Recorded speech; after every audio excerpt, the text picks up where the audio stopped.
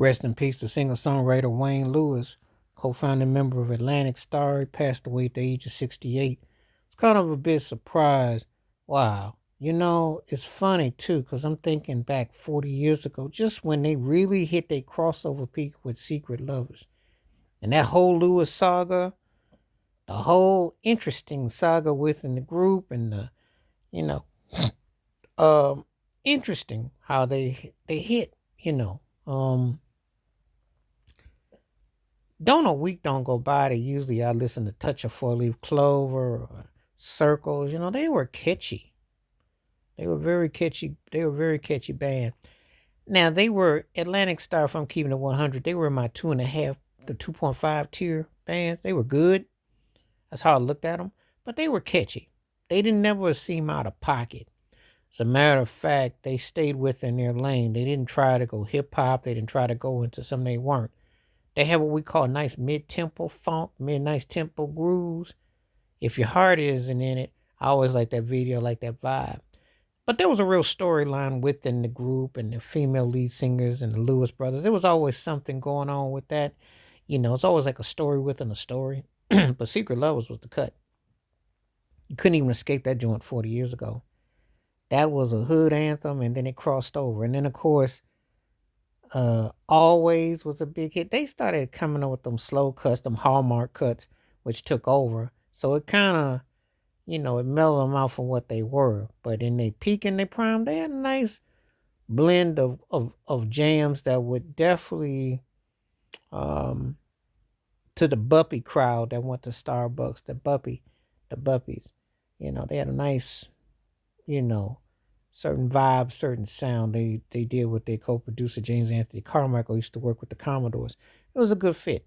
But Wayne was cool. Down to earth cat, vocalist, keyboardist, songwriter, singer.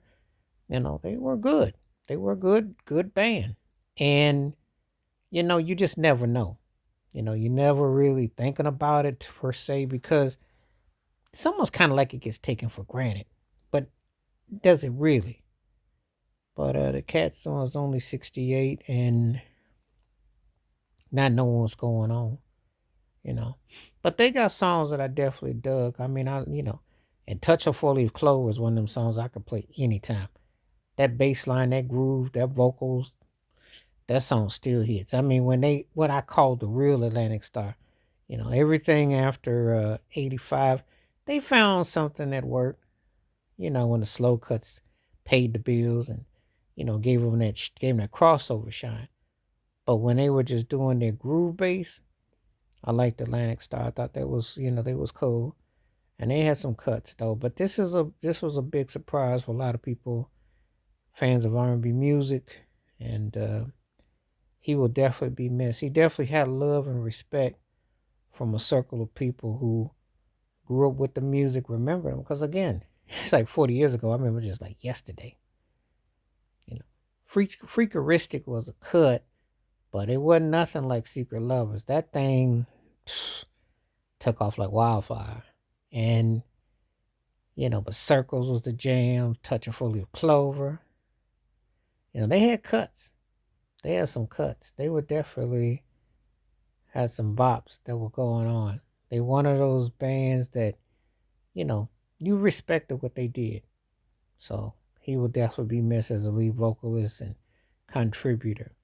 So he was only 68. So rest in peace to Wayne Lewis. Thoughts and prayers go out to the family, friends, and fans worldwide. Please like, subscribe, welcome thoughts, comments, and I do respond. Thank you. Wash your hands. Keep your mind clear. Watch out for another. Share it if you like. Stay safe, stay blessed, stay woke, stay free. I'm out one time. Peace.